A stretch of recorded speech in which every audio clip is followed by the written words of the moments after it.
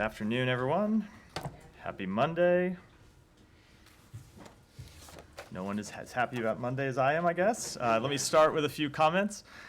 Following its callous suspension of the Black Sea Grain Initiative, Russia is now subjecting the citizens of Odessa to their most intense series of barrages since the start of this war.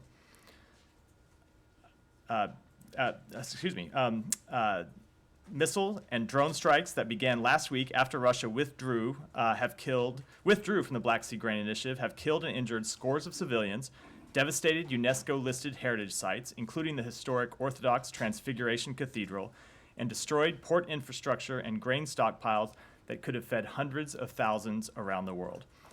Over the weekend, we saw appalling images of burning churches and flattened residential buildings. Today, Russia attacked grain warehouses on the Danube River, now a vital export route for grain since Russia has effectively blocked Black Sea ports. The United States strongly condemns Russia's escalatory attacks.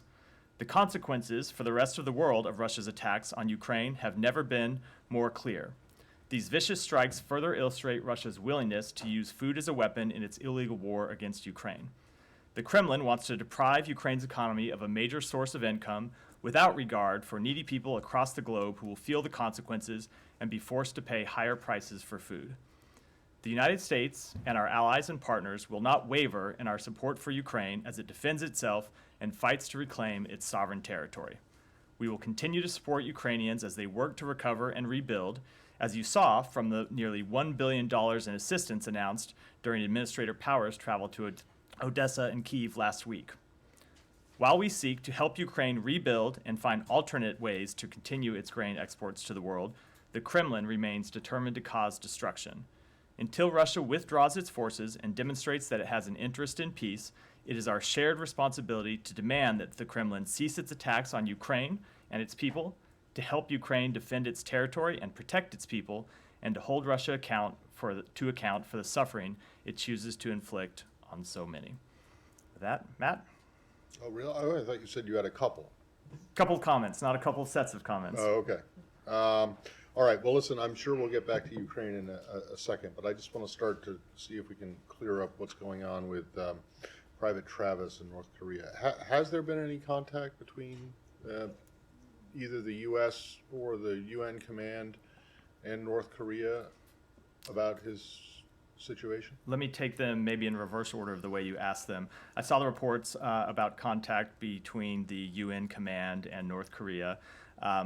It is my understanding that there have been no new communications since last week, communications that happened in the early days. I think the reports may have resulted from a misinterpretation of the UN command's original statement, but I will leave it to them to discuss the details of that, but I'm not aware of any new communications other than those that happened in the very early hours or early days after he went across the border. Okay, and just on that, and those were all one way, right? Those were from the UN command or the U.S. to the North Koreans. In other words, there has been, you're not aware of any response on the anyone. On the UN side, my understanding is that the North Koreans acknowledge they received the message. I'll let you decide whether that constitutes an actual response or not. They acknowledge that they received the message. On our side, as I said last week, we have a number of channels through which we're able to send messages to them. We've delivered the messages to North Korea, but we have as yet not received a response. Yeah. And is that just the civilian side, or is that also your understanding of the military? My understanding is both sides. We haven't received any response. All right. Janet, go ahead. Thank you for that. The North Korean issues between UN command, and North Korea conversations. Can you tell what did North Korea demand from the U.S. in return to repatriations, private kings? We have not had any substantive communications with North Korea. We have made outreach to North Korea to let them know that we wanted to ascertain the whereabouts of Private King. We wanted information about his safety, but we have not received any response from them at all. Will the U.S. pay North Korea for King's return back home? I don't have any updates. I think it would be irresponsible for me to speculate about what might happen down the road when we have not yet even learned of his whereabouts, of his status, of his safety, or heard really any substantive response from the North Korean side. One more quick question. Last weekend, North Korea fired cruise missile capable of carrying a tactical nuclear warhead. Also, another ballistic missile fired was this morning. How to respond to North Korea's series of provocations on the 70th anniversary of armistice? We would once again urge the DPRK to refrain from escalatory actions. We remain committed to diplomacy and reiterate our interest in dialogue with North Korea without preconditions, but as is the case in our communications with respect to Private Keane, we have made our position clear and have not received any kind of substantive response from North Korea. Thank you. Nike? Thank you. Can we stay in North Korea? So earlier today, North Korea has fired a ballistic missile into the sea of its east coast. Do you have anything on that? Yeah, we've seen the reports. I will say that once again, as we said with respect to previous ballistic missile launches by North Korea, those launches are in violation of multiple UN Security Council resolutions, and we condemn them and would urge North Korea to refrain from such escalatory actions. Can you provide more detail on the upcoming U.S., Japan, South Korea Leaders Summit next month? I do not have any announcements in that regard. Deputy Secretary Sherman spoke to her counterparts on the trilateral partnership, and then in the readout that you you issued earlier today, you said that those officials work on the upcoming summit. Is it going to be held next month, August 18, in Camp David? I'm just not in a position to make any announcements around details at this point. You said the UN take care of these issues. I mean, North Korea's missile violations, but UN doesn't do anything since from long time. They just give up because of China and Russia have the veto. Use veto actions. So how did you expect the UN Security Council take care of, these issues? You were right about the makeup of the UN Security Council. All I will say is that we will continue to work with our partners in the region as we have with South Korea and Japan. We will continue to urge the DPRK to refrain from escalatory action. We would certainly welcome China participating as a positive force in this regard. We've not seen that for some time. We would welcome a change of heart on their mind. And in the meantime, we will continue to make our policy clear and urge the DPRK to refrain from escalatory actions. Matt, sorry. People aren't raising their hands anymore. We're just doing this. Is Go ahead. Last one, then I'm going to move on. Is it still the U.S. estimation that North Korea will conduct its 7th nuclear test soon? And how concerned is the United States? We would obviously be concerned with any nuclear test, but I don't want to make any assessments from here. Alex, go ahead. Welcome back, Alex. Thanks so much. Shouldn't that mean I deserve multiple questions? You asked multiple questions whether you deserve them or not, so I don't know if there's much I can do about it. Thanks so much. Your readout of the Secretary's call to Romanian colleague did not mention overnight Russian strike near Romania, which happened to be the first one near NATO territory since the war began. What is your level of concern, and what steps are you guys going to take to boost up the Romanian the security in the region? Well, I will say that since the outset of this conflict, we have made clear one principle with respect to our NATO partners, and we will continue to reiterate, and that is that we will defend every inch of NATO territory. The Secretary made that clear in his call with the Romanian Foreign Minister today. The President has made that clear on a number of occasions, and it continues to be one of our fundamental bedrock principles. Thank you. I want to shift to something else we discussed 2 Wednesdays ago offsite with you, which is about Russia, the American companies operating in Russia. You did come up with sanctions last week, but you're still lacking with business advisory to American companies. There are more than, according to the president, 600 companies left, but that contradicts against what we have heard from this podium in February, that 1,000 companies have left. There are compelling reports indicating that most of them have changed their promises and stayed there. They profited about 40 million in Russia and paid taxes, aka supported Putin's brutal war efforts. What steps are you guys going to take to prevent this from happening?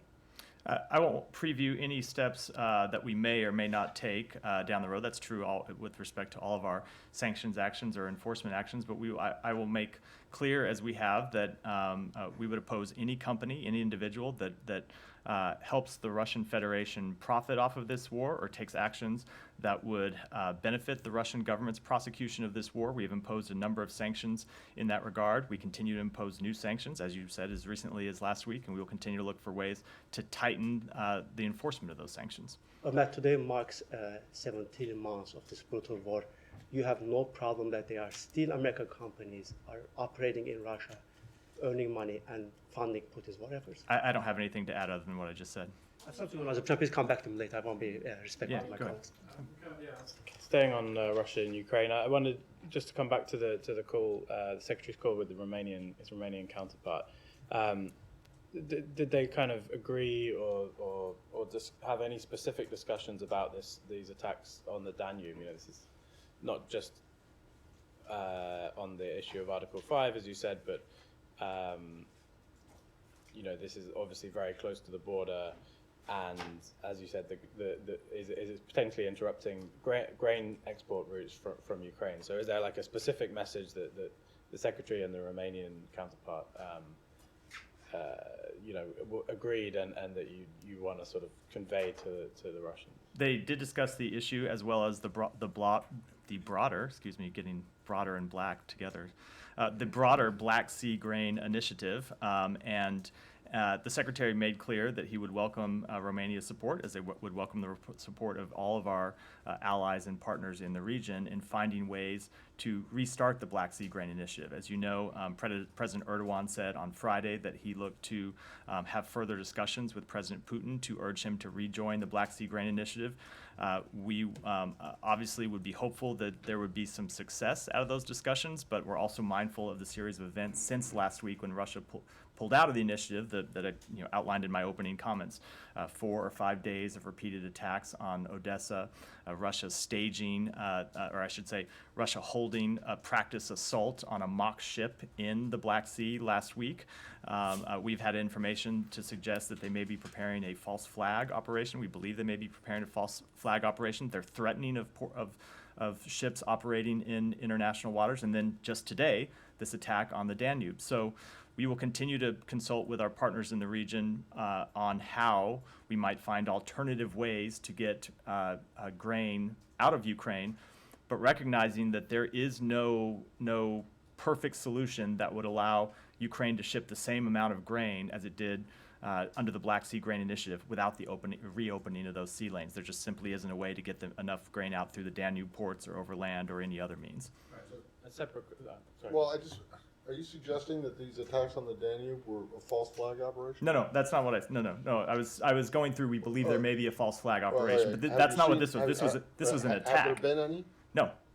No, there have been attacks by Russians. I'm discussing attacks. Are you aware of there being any No. false flag attacks? No, what we believe, have information that leads us to believe Russia may conduct a false flag attack that they blame Yeah, I on the know. Ukrainians. I had a long exchange with your predecessor. I remember about that this. well. Have you seen any evidence that they have done? They have not. We're concerned they may in the future. Okay, well, you could be concerned about a lot of things. We are. Can you explain why you're concerned that there might be such a? we have- I'm not saying there won't be. I'm just. We have wanting to know we have why. information that leads us to believe they may, and I'm What not at kind of liberty to say any information? more than that. I am unable to get further into that information for reasons I think you understand. We have declassified certain intelligence and made it public. I will say I understand. I understand. I really don't want to relitigate from No, things I from don't a year wanna- ago. I don't wanna but I do will say that either, our but you keep saying this. I mean, this is by my count at least the 4th or 5th time since this whole thing began, or even before it began, that you guys say that the Russians are going to do these false flag attacks. We And did see there- false flag attacks in and the there have- opening. There were some in the opening days of the war, going back that we predicted and that did come true. I think our track record of declassifying information about what Russia might do has been pretty good. trying to defend Russia or anything. I'm just trying to figure out why you guys keep coming out and saying this stuff, and then it doesn't. Because it we, doesn't happen. I think first of all, a number of things that we have said would happen, Russia in fact did do. If you go back and look at the Secretary's remarks The to the, invasion of Ukraine was not a false flag attack. No, and but it was there well were, predicted. again, And no one we said are that relitigating, well, it's No, not we're ancient not. history, it's a No, year no, ago. We're not. I mean, but it's not a false flag attack. Attack on a vehicle in Donetsk. Donetsk, yeah, that's what I was referring. There were false flag attacks that we predicted that did happen in the opening days of the war. Sorry, just the Yeah. other aspect of Russia that I wanted to ask about. There's some reporting by Politico about the Chinese providing some drones, I think, and some ballistic armor. You know, lots of material, but I'm wondering whether to the Russians, as you guys have been warning against it, but I guess you've seen that. Does that amount to what you've been warning them not to do? A few things about that. Number one, we have focused our sanctions on lethal assistance. We do continue to monitor whether there are additional sanctions that we ought to impose, as well as whether there are companies that are violating our sanctions.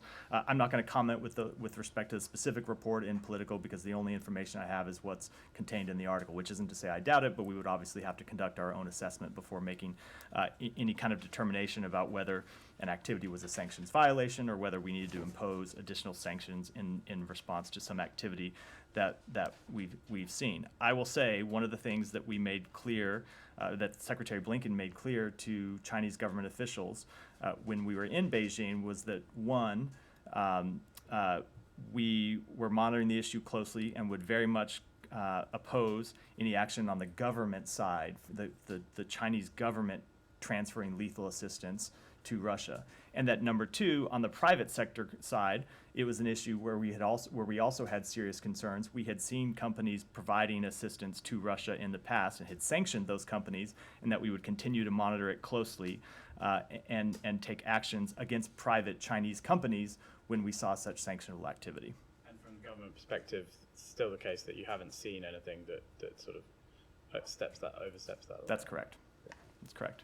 Yeah, go ahead. CENTCOM Chief General Michael Kurilla just had a meeting with Pakistani Army Chief, and the press release says that the U.S. recognized continued efforts and stability in the region. So I just have three questions, small one related to this. Was the trip planned or did it just happen? Second is that Pakistan is not getting any has Pakistan gotten any payments since Afghan withdrawal for any defense-related cooperation? And lastly, did the CENTCOM chief go to smoothen up things with regard to Mr. Donald Lu?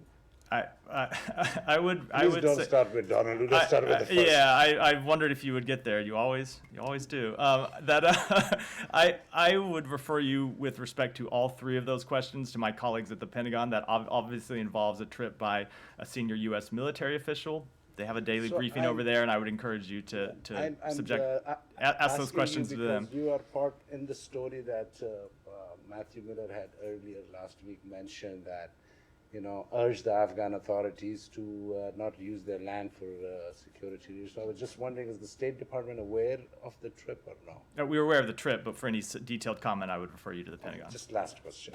Yeah. I know we both are sick of the same thing, but it's just both of our job is such that, So today the former foreign minister of Pakistan, while speaking to media after a month of detention and back and forth, he also came out and he said the cipher was reality. The U.S. officials was giving a démarche. So now you have a former prime minister, the military chiefs were sitting. So is the responsibility going on President Biden wanting to change the regime in Pakistan, or the secretary? I mean, somebody has to take at least. I feel like I need to bring just a sign that I can hold up in response to this question to say that allegation is not true. I don't know how many times I can say it. I will say, as I've said before, that the United States does not have a position on one political candidate or party versus another in Pakistan or in any other country. Go ahead. Thank you. Last week you sanctioned 14 Iraqi bankers over money laundering, but you haven't announced that this sanctions on Iraq, and there are some Iraqi media says that the U.S. is going to impose more sanctions on Iraqi banks. Could you speak more on this new sanctions on Iraq? No, I would never preview any sanctions actions, whether they're going to happen or not from here. About last week's sanction on Iraq, you sanctioned 14 banks in Iraq, but you haven't announced it yet. I don't have any further comment. Okay, one question. Last Friday, Minister Safin Zey, head of Department of Foreign Relations of the Kurdistan region, was here. He met some people at the State Department, but didn't met with Secretary Blinken. And we haven't seen any Kurdish leaders in Washington for a long time. Could you speak about your current relation with the Kurdistan region, and have you put the Kurds into the backseat in your foreign policy? Absolutely not. It continues to be an issue on which we are very much engaged. We've had a number of conversations both with Kurdish leaders and with other leaders in the region about it, and it is something we will continue to stay focused on. And last question, Go. one last question. Yeah. The Kurdistan region, KRG faced a big challenge with providing and with paying the monthly salary to their public servants, and this is due to the KRG oil stoppage and also disputes of revenue sharing with Baghdad. How does the U.S. views these disputes between Erbil and Baghdad? I'll have to take that one back. On Israel, just if we get your reaction quickly to the Knesset's vote today, and secondly, also in Israel but slightly different, could you explain why under the U.S. waiver MOU with Israel that Gazan Americans have been excluded? Let me take that one. Let me take that one first. I will say that it is our understanding and our expectation that the visa waiver program will apply to all Americans, including Americans in Gaza. We believe that Israel is going to update its policies. That the regulations that they rolled out last week, I should say, will be updated in the coming weeks, and it is our expectation that it will apply to all Americans. Now, there may be slightly different procedures for Americans who live in Gaza because of the different security situation that exists there, but we expect the program to apply to all Americans, and we'll be monitoring Israel's compliance with that quite closely. With respect to the vote in the Knesset today, as we've said before, as a lifelong friend of Israel, President Biden has publicly and privately expressed his views that major changes in a democracy should be, if they're going to be enduring, must have as broad a consensus as possible. It was unfortunate that the vote today took place with the slimmest possible majority. We understand talks are ongoing and likely to continue over the coming weeks and months to forge a broader compromise, even with the Knesset in recess, and we will continue to support the efforts of President Herzog and other Israeli leaders as they seek to build a broader consensus through political dialogue. Is there a follow-up? Go ahead. Yeah. Go ahead, but I will say I do always appreciate when the yelling the question before I've called on you is more likely to have me call on someone else. But go ahead for I'm sorry. today. Okay, well, anyway, while the State Department has indeed called on the Palestinian Authority to stop payments for murder of Jews in accordance with the Taylor Force Act, why will the State Department not demand that the Palestinian Authority repeal the law and further here, why would they not demand that the Palestinian Authority repeal the law that mandates a salary for life for anyone who murders a Jew, and not making the repeal of this law a condition for renewed U.S. aid to the Palestinian Authority? And I have a follow-up. I will say that we have made very clear that we oppose escalatory actions, that we oppose violence against anyone, whether they be Israeli or Palestinian, and that Israel has a right to defend itself. Okay, the Jerusalem Post reports on July 15th of this year that Palestinian Authority President Mahmoud Abbas is seeking to form a unity government with Hamas, being that Hamas is a genocidal terrorist organization. What is your elaborated response to the Palestinian Arab leadership that wants to embrace Hamas? We have made quite clear our feelings about Hamas as a designated terrorist organization. I don't think I need to elaborate on that any further. Go ahead. Thank you, Matt. On Cambodian election, you said Sunday is neither free nor fair. So, and you impose visa restrictions. So would you please little bit elaborate that who will be under this visa restriction? Obviously, it was not an election; it was sort of selection. Obviously, the visa. I didn't understand. Obviously. So you I heard the first visa part. Yeah, I just didn't catch restriction the on last Cambodia. sentence. So who will be under this visa restriction? The Cambodian current regime leadership. We do not make please those elaborate? designations public. We make public that we have designated officials, but we do not make the names public as a matter of policy. Okay, on Bangladesh, if I may. Countrywide massive protest going on in Bangladesh. Regime is attacking on opposition peaceful rallies where tens of thousands of people demanding ruling prime minister resignation.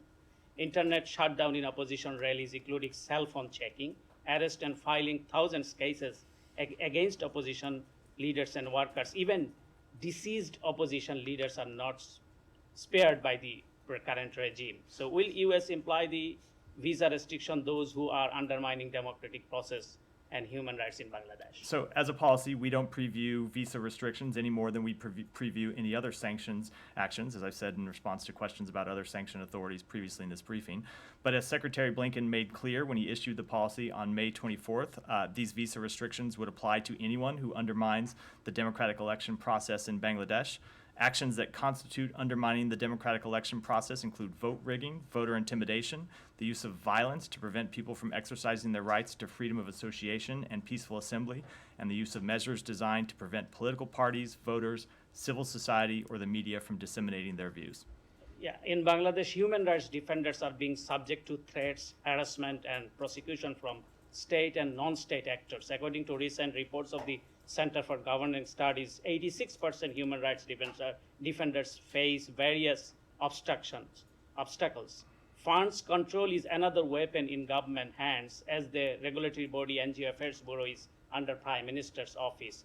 So many international aid recipients organizations have been affected. Right workers are not getting their paychecks, as I heard from the ground. Do you think it is concerning for the US as the largest development partner of Bangladesh? I would say that we, as a general rule, support everyone's ability to freely exercise their role in a democratic society. We oppose any restrictions on human rights, and I don't have any further specific comment than that. Yeah, go ahead. Yeah, just to follow up on the Cambodia statement that you put out yesterday, you said there's a pause on certain foreign assistance programs. Can you specify which programs or at least what kind of areas they're in? They are, I can't detail the specific programs. We have communicated that directly to the Cambodian government, but I can say the amount totals $18 million in this fiscal year, and that the restrictions will extend into future fiscal years as well. 18, yes. Yeah. It's a serious amount of money, both this year and in coming fiscal years. And any particular areas there are, obviously there's like different humanitarian assistance, the assistance that you give to like political NGOs and those kind of things. Are there any specific sectors? I don't have any further details about them, but we can follow up afterwards. Maybe USAID can provide further details. Sure. And another follow up. The Prime Minister, since you've sort of said these elections were neither free or fair, Prime Minister Hun Sen has said his son Hun Manet is likely to take power in coming days. Do you have coming weeks, I think. Do you have a specific response to that potential development? Only that we were troubled that the elections themselves were neither free or fair. As we've said, that Cambodian authorities engaged in a pattern of threats and harassment against the political opposition throughout the electoral process, denied the Cambodian people a voice and choice in determining their future of the country. And I don't have anything further than that. It's a little bit backward looking, but Hun Manet is actually a West Point grad under a DoD/State Department program that brings in cadets to West Point. I wonder if there's any way that the fact that he might become the leader of a country through clearly undemocratic means would prompt you to review that program that allows, allowing the son of the Prime Minister to come and study at the elite military institution in this country. Is that something that you would want to try and avoid happening in the future? I'm not aware of any reviews of the program that we will be undertaking. Yeah, go ahead. I wanted to ask about reporting that the United States is weighing a possible deal with China on fentanyl, that the administration is considering lifting sanctions on a police forensics institute around human rights abuses in exchange for Beijing's cooperation combating the fentanyl crisis. I was wondering if you could speak to that and what the administration, if not this, what else they're doing on fentanyl. We have not had any such discussions with Beijing. In fact, we have made quite clear to the Chinese government that we do not believe that the sanctions are in place prevent the defense minister from meeting with our Secretary of Defense, and we have made it clear that we think it is irresponsible to continue to not conduct military-to-military cooperation. It's a position that not just the State Department has made clear, but of course the Defense Department and the White House have made clear as well. On fentanyl, the Secretary made clear both in his trip to Beijing and in his recent meeting with Wang Yi that we should establish a working group. Chinese officials did give us some positive signals that they would move in that direction. It's yet to be finalized, but we do believe we should formalize a working group between our two countries to work on stopping the flow of precursor chemicals from China to Mexico, where they're then turned into fentanyl that has killed millions and millions of Americans and continues to kill Americans to this day. So just to clarify, the lifting of human rights abuses related sanctions related to fentanyl cooperation, that's not something that's been on the table. It's not something we've discussed with the Chinese government, no. And then just another question on Israel and the reaction to the judicial changes. What, if any, kind of consequences in reaction to this? The U.S. has been outspoken against it. Could this result in, potential negative repercussions between the U.S. and Israel over this? I would say that we have a long-standing friendship with the government of Israel that really transcends any one issue. And it is because of our friendship with the government of Israel and our friendship with the people of Israel that the president and other members of this administration felt the responsibility to speak out about this measure and express our concern. So we will continue to engage with the government of Israel about the other pending legislation in the coming weeks. Rather than think about this in terms of consequences to our relationship, we think of our relationship as one in which we have areas where we disagree and we cooperate, and areas where we do not hesitate to express concerns. Are you concerned about the backsliding of democracy that this could indicate as the relationship between two democratic countries? I will just say that it is unfortunate, we believe it is unfortunate that the vote took place today with the slimmest possible majority. As the president made clear, we believe changes of this magnitude ought to be made with really the broadest consensus possible, and that did not happen here. Go ahead, Gita. Thank you. Gita. I have multiple questions. Only one. I'm warning you. Duly warned. Yeah. All right. Iran seems to be happy with the waivers that the U.S. has issued for Iraq to pay its debt to that country. Today, your Iranian counterpart named Oman and Qatar as the third-party country where the money is going to be sent under last week's waiver. Can you confirm that it's going to Oman? I can confirm that Oman has indicated a willingness to receive a portion of these funds, and we expect that to happen. We believe that is an important step. As we've said for some time, we thought it was important to get this money out of Iraq because it is a source of leverage that Iran uses against its neighbor. So this money will be held in a fund or an account in Iraq, but will then still be subject to the same restrictions that were in place. In Oman, but will still be subject to the same restrictions as when the money was held in accounts in Iraq, meaning that the money can only be used for non-sanctionable activities such as humanitarian assistance, and that all the transactions need to be approved by the United States Treasury Department in advance.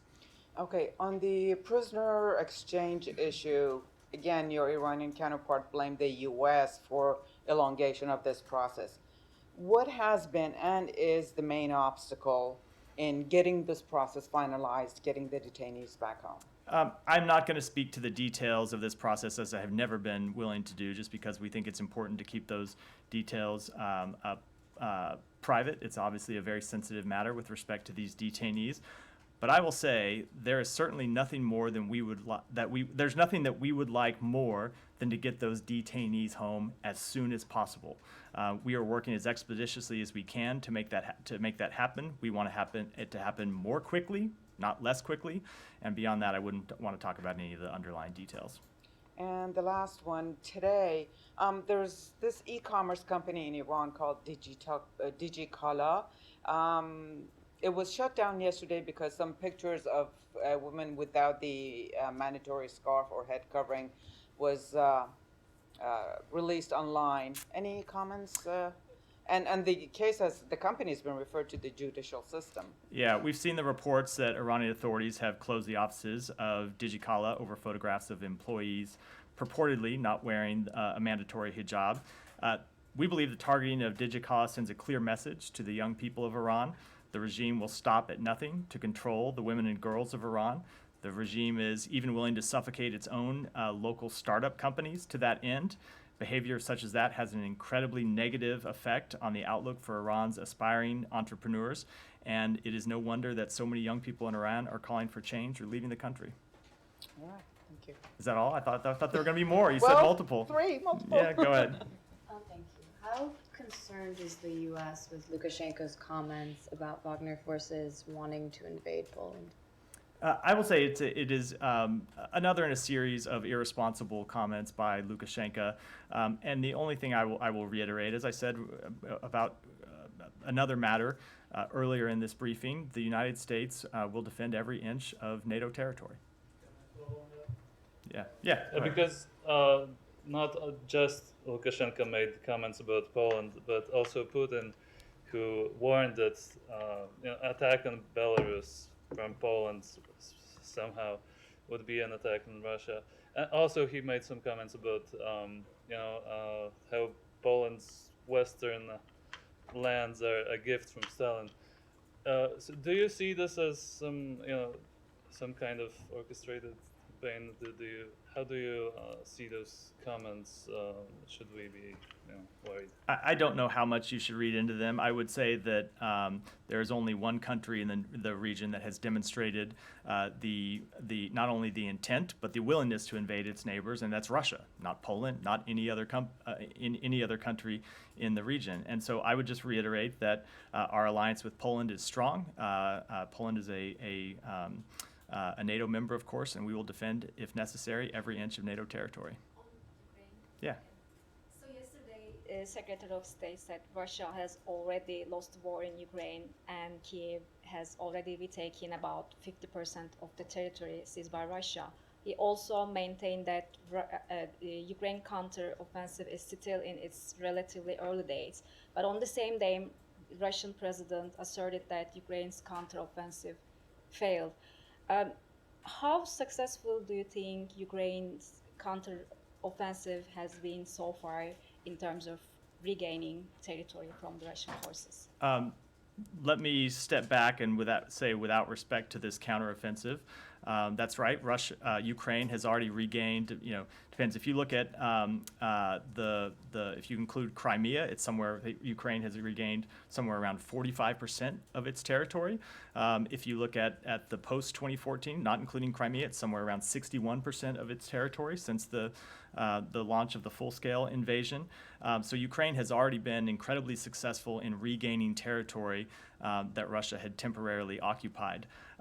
With respect to the counteroffensive, I'm not going to provide commentary about it from this podium. As I've said in the past, we will leave that to the Ukrainian military. I will reiterate from our perspective that Ukraine has everything it needs to conduct this counteroffensive. We have supplied them with an enormous amount of military equipment, as have our allies and partners both in Europe and around the world.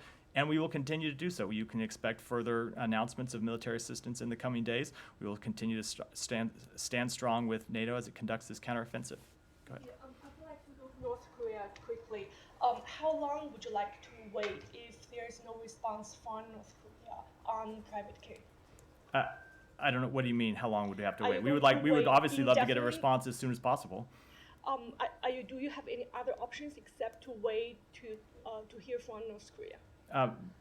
I don't want to say anything other than that we will continue to make our position clear to North Korea. We do have a variety of channels through which we can send them messages. I'm not going to talk about all those details because they're sensitive in a case like this, but we are concerned about his safety, his well-being. We want him to be returned as soon as possible, so we will continue to work this case. And this week is going to be the 70th anniversary of Korean armistice. How are you going to mark this anniversary? Are you going to take this opportunity to send North Korea any message? I don't want to comment on what we might do in the coming days. Thank you so much, Matt. After a long time, I was trying to. In 2018, there's a lot of people in the room today, so the Canadian Federal Court dismissed the asylum petition of an activist associated with the Bangladesh Nationalist Party (BNP), branding it as a terrorist organization. It's also worth noting that the political observer in Bangladesh say that the BNP has a history of engaging in political violence, particularly in the national election in 2014. At that time, the BNP demanded an election under a caretaker government, which was earlier ruled unconstitutional by the Supreme Court of Bangladesh. As Bangladesh approaching its next national election, the ruling party has accused the BNP of attempting to initiate violence against by advocating for the reinstatement of the unconstitutional election time government. What are your observations? My observations are that number one, we do not take a position with respect to any political party in Bangladesh or in other countries, but that we believe that Bangladesh and all countries throughout the world should have free and fair elections. All right, I'll take. Go ahead with the follow-up. Yeah.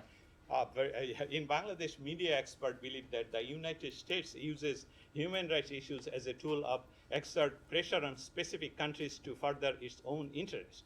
They also argue that the U.S. often turns a blind eye to human rights violation in countries like India, Saudi Arabia, Israel, and other parts of the world. What is your perspective on this matter? I mean, I would note some tension in between the two questions. I would note that I would say that we raise human rights concerns when we have human rights concerns, when we see human rights violations, and we raise those concerns not with respect to countries with which we have strong partnerships and with countries where the partnerships are much more, shall we say, challenging. All right, Alex, go ahead. And then Michelle, I'll come to Michelle next, and we'll finish up. On human rights, on Azerbaijan.